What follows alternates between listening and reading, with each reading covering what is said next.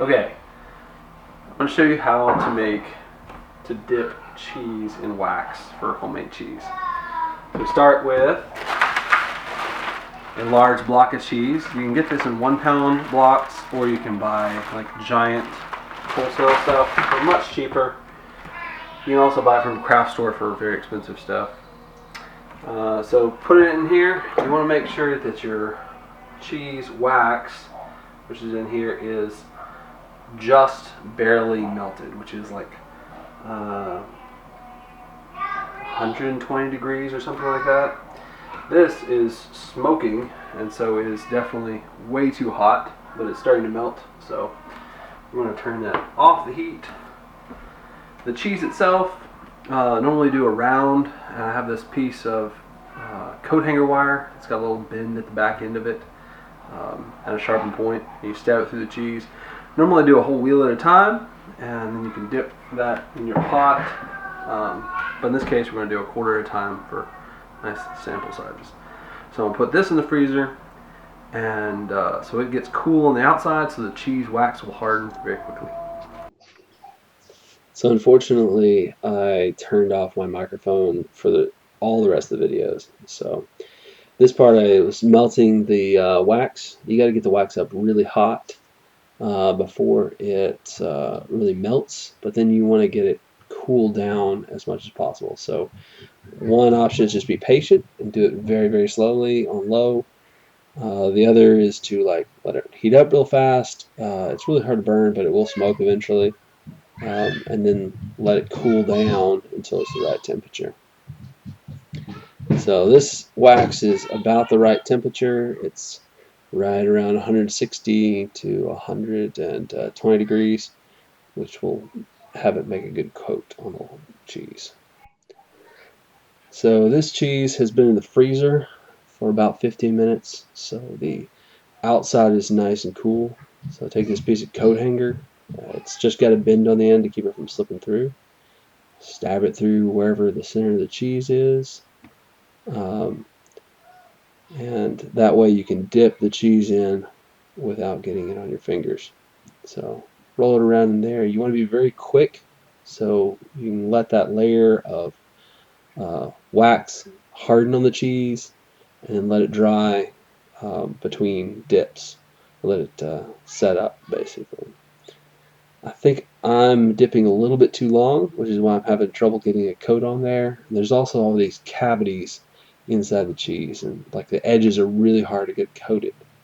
If you're doing a full wheel at a time, you're not having any of these problems. Also, you can use less wax in your pot if you're doing a wheel because it kind of squishes up around the cheese and makes it work pretty good. So I had to add a little bit more because I'm used to doing a full wheel instead of a quarter. But real quick dips, let it cool, let that harden on there, and then dip it again. It takes a bunch of dips to get this correct, especially when you're got all these voids in it. You see, like the main area in the middle of it is coated really well, but the edges just aren't quite getting there. So, and it goes again, trying to get that edge done, and that edge. Yeah, still a little bit of cheese showing through. That cheese is showing through. You're gonna have other cultures get in there. It's not gonna go. It'll go bad. It won't cure properly. It'll dry out. All kinds of things. So, trying to get the real quick dips to get that cured in there really nicely. Yeah, see that corner's still just not behaving properly. So I'm gonna try dipping it a few more times. Let's see if that works. Almost there. See if I can get that drip to just kind of harden on that corner. Finally coat it. Still not quite how I want it.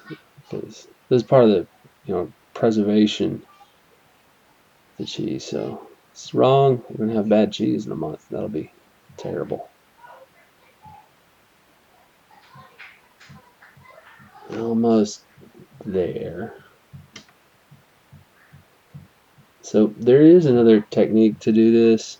After you take out the wire, I often do the second part by hand.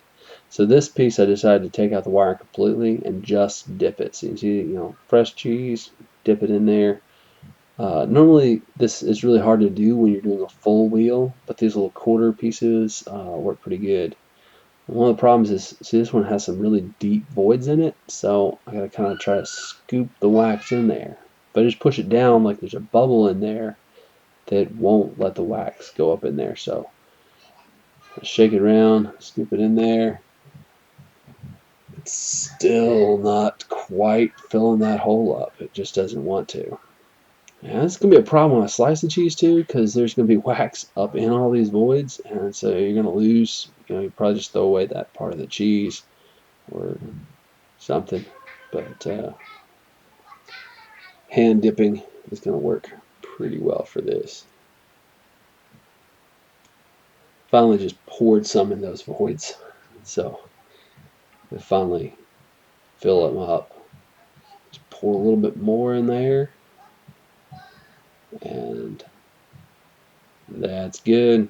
It's not going to leak there. So now I'm focused on getting a nice even coat on all the other surfaces. The reason I'm actually re-dipping this cheese, normally you have it completely bare, but when we tried to do this the first time about a month ago, we didn't have enough wax. So we kind of got a thin coat on it, and it's been sitting out. It actually is cured a little bit fast, which has made the texture weird in this cheese. So it's a sharp homemade cheddar cheese, but since it's cured much faster because we didn't put it in our cheese fridge, which is really just a mini fridge, it's got all these voids in it from the gases of the culture. They give off gases and create these voids. If we cured it at the low temperature, it would be much more like smooth and creamy and less voids. But the flavor is actually really, really good. We try a sample of it while we're slicing it up, and it's going to be really good. And really, this is done curing, so we're going to probably put it in the refrigerator, which will slow down or stop the cure process, keep it the same flavor, and then serve it up whenever we need to. So this one's almost done. I'm trying to get a little bit more where you can see some thin spots on the outside rind of the cheese. You kind of see through like the cheese is like the wax a little bit transparent. You can see some white cheese in there. And I'm just trying to dip it over and over again. Some point on this, I get a little bit on my hands, but the wax is only 160 degrees, so like it's really not going to burn you, which is another reason to try to do it at a low temperature. So you get that quick coat on your cheese, but it also is less dangerous if you accidentally splash it, spill it, whatever. That looks like a good piece right there. A few more, make it really nice and smooth and glossy, and that should do it. So sometimes when you pull the wire out, you wind up with a hole. So I take a piece of wax, just kind of put it on there with a torch, just melt it on there. That seals it all together, makes a good airtight seal. Kind of come back over, hit it a few times, and that should melt it. And a spot on the opposite side, you can do the same thing. It's a tiny hole, you want to kind of stuff it down up in there. If you just put it across the top, you can kind of wind up with this air bubble that comes out, and that makes it really hard to like get it sealed up. But big chunk on there, melt it all together, makes it look nice and smooth.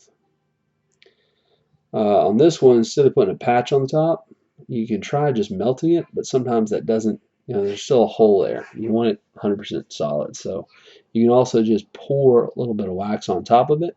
I've got this on wax paper, so a little bit of extra spillage is not going to be a problem. And then the torches just kind of blend it together, make it look good. Sometimes I get way too fussy with the torch, trying to make it all like perfectly smooth. Get a little OCD with that. But that should be patched pretty well. Maybe a little bit more poured on top. Let's see it go on this time.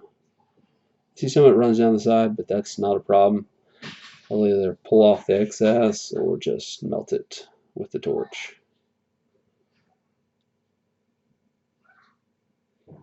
Now, you don't want to do this because I try to catch my wax paper on fire there, so do be careful about where you're aiming the torch.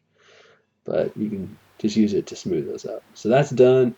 Those 4 pieces are like beautifully sealed up. Those are going to last a long time. They're kind of sticky. Cheese wax is always a little bit sticky, but they're nice and done. But no job is done without actual cleanup, and the cleanup from this thing is a mess. So some of it is like getting these lumps off the pot. If you start just washing them, they take forever to wash off. So I take a torch and we'll heat those and we'll make it run down into the pot. So you can clean up your pot pretty well by doing that. Because if you start washing this with like a sponge or a washcloth, the wax actually condenses on there. So you can clean your tools this way too. Just a little bit of torch and it drops right into the pot. Same thing with thermometer. Hit it with a torch, and while you've got most of the drips off, if you rub that down with a paper towel, it's going to get it really clean. And then wash it with soap and water. So that's cleaned up. This is my trick for the pot. Is first I pour it out into this container. I'd love to have a pot just for this wax, but if I put it in this container, it'll harden, and then next time I want to make cheese, I'll just pop it out, and it'll be ready to go. The pot, however, is another matter because it's got always some extra wax in it. And like I said, if you start with a washcloth, it's just going to take forever. So you can melt a little bit of the excess wax out of it, get it running really good with a torch. If you do it on the outside, it normally heats it up and melts it off pretty easy. You can do it on the inside, but it's going to get smoky. So I stick to the outside most of the time. Now, there's still residue in here, and soap and water takes forever. You can boil it, and it still takes forever once it's flown to the top, and it's just a mess. So what I always do is make sure it's nice and hot. So leave it on the eye, make it low, take some paper towels, just rub that thing out, and it gets nice and cleaned out with just that paper towel. See, all that buildup, you can scrub that out with a washcloth or something. That's not going to build up on your washcloth too much. Use a lot of soap on it, but that wax on the paper towel, if that was on your washcloth, you'd never get it out. It goes all over your other dishes. You'd be having it on your plates for weeks. So that's an easy way to clean it up. Not too much trouble if you know the right way to do it. So that's how you wax cheese. You want to have a great product. The whole cheese making process is pretty interesting. Maybe Jordan will do some, but that's all for today. Thanks.